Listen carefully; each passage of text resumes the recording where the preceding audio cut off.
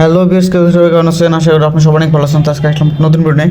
আজকে ভিডিওর টাইটেল আর থাম্বনেল থেকে আপনারা বুঝে গেছেন যে হ্যাঁ ভিউয়ার্স, আজকে ভিডিওটা একবার ইন্টারেস্টিং একটা ভিডিও। কারণ আজকে ভিডিওতে আমি এমন একটা ট্রিক দেখাবো যেটা সবার কিন্তু প্রয়োজন, যারা বিশেষ করে ইমো ইউজার আছেন। তো ইমোতে অনেক সময় হয় কি, আপনি অনেক ইমো ফ্রেন্ড আছে বা ইমোতে অ্যাড করে রাখছেন অনেক দিন হলো, যার নাম্বার আপনি খুঁজে পাচ্ছেন না বা নাম্বার আপনার দেখা দরকার। তো অনেক সময় কিন্তু ইমোতে ঢুকলে ম্যাক্সিমাম নাম্বার দেখা যায়, আর আবার অনেকে কিন্তু নাম্বারটা হাইড করে রাখে। ঠিক আছে, তো এই হাইড করা নাম্বারটা কীভাবে আপনি দেখবেন তার প্রোফাইল থেকে খুব সহজে, সেটাই আমি দেখাবো। তো আমি যদি একটি অ্যাকাউন্টে ঢুকে সাপোজ, তো দেখুন আমি চলে আসছি। এখন আমি যদি কোনো একটা অ্যাকাউন্টে ঢুকি, সাপোজ দেলোয়ার অ্যাকাউন্টে ঢুকলাম।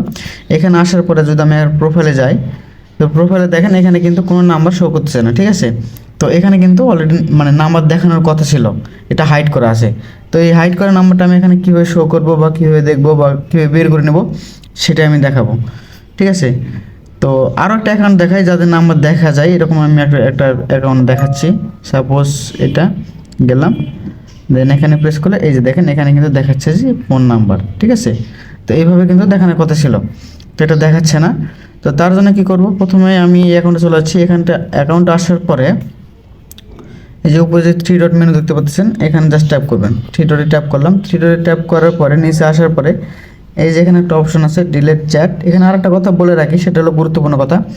তো এটা করার আগে অবশ্যই কিন্তু আপনাকে সকল যে চ্যাট আছে আপনার সাথে, মানে ওনার সাথে যে কথোপকথনগুলো আপনি করছেন সব কিন্তু আপনি ডিলিট করে ফেলতে হবে। যদি কোনো প্রয়োজনীয় আপনার কথা বলা থাকে, প্রয়োজনীয় কোনো ডকুমেন্ট থেকে থাকে, সেক্ষেত্রে কিন্তু আপনি আর পাবেন না। ঠিক আছে, তো অবশ্যই এটা করার আগে এই বিষয়টা মানে চিন্তা করবেন যে অবশ্যই কিন্তু এটা ডিলিট করতে হবে। আর এটা আরেকটা কথা বলে রাখি, এটা হচ্ছে দুইটা ট্রিক আছে, মানে এটা হচ্ছে প্রথম আর একটা হচ্ছে দ্বিতীয়। তো প্রথমটা করেই আশা করি ম্যাক্সিমাম ক্ষেত্রে হয়ে যায়, যদি না হয় তো সেক্ষেত্রে দ্বিতীয় আরেকটা ট্রিক আছে, ওটা 100% হবেই। ঠিক আছে, তো ওটা পরে আসতেছি, আগে এটা দেখাই।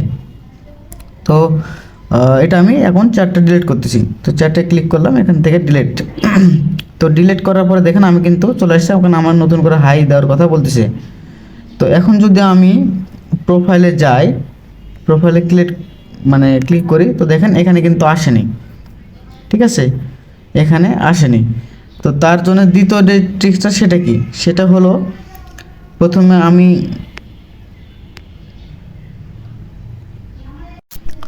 তো তো আবার আমি অ্যাকাউন্টে আসলাম। এখানে আসার পরে আপনারা থ্রি ডটে ক্লিক করবেন। ঠিক আছে, ক্লিক করার পরে আমি এখান থেকে অলরেডি চ্যাট ডিলিট করছি। তো এখানে আসার পরে প্রোফাইল আসলাম। প্রোফাইলে আসার পরে উপরে যে থ্রি ডট মেনু দেখতে পাচ্ছেন, এখানে জাস্ট ট্যাপ করবেন। এটা কিন্তু প্রোফাইলে থ্রি ডট মেনু, আপনার কিন্তু চ্যাটের না। তো এখানে আসার পরে এই যে দেখতে পাচ্ছেন ডিলিট কন্ট্যাক্ট, এটা লেখা আছে, ডিলিট কন্ট্যাক্ট করতে হবে। এখন অনেকে বলতে পারেন যে ডিলিট কন্ট্যাক্ট করলে তো হারিয়ে যায়। হ্যাঁ, ডিলিট কন্ট্যাক্ট পরে কন্ট্যাক্ট এটা প্রেস করার পরে আপনার এটা হারিয়ে যাবে। ঠিক আছে, আর আরও এখানে একটা সমস্যা আছে, সেটা হলো যে আপনি যার কন্ট্যাক্টটা ডিলিট করবেন, সে পুনরায় আপনাকে এসএমএস দেওয়ার আগ পর্যন্ত আপনি কিন্তু ওনার সাথে কন্ট্যাক্ট করতে পারবেন না। তো তার আগে অবশ্যই ওনাকে একটা মেসেজ করে দিবেন যে ভাইয়া আমার ইমোতে একটু সমস্যা, বা আপনার যে হয় তাকে বলবেন যে আমার একটু ইমোতে সমস্যা, তো আমি ইমোটা আনইনস্টল করতেছি, বা আপনি কিছু একটা বলবেন যে কিছু সময় পরে আমাকে একটা ফ্রিতে একটা এসএমএস করার জন্য। এই কথা বলার পরে আপনি এই কাজটা করবেন।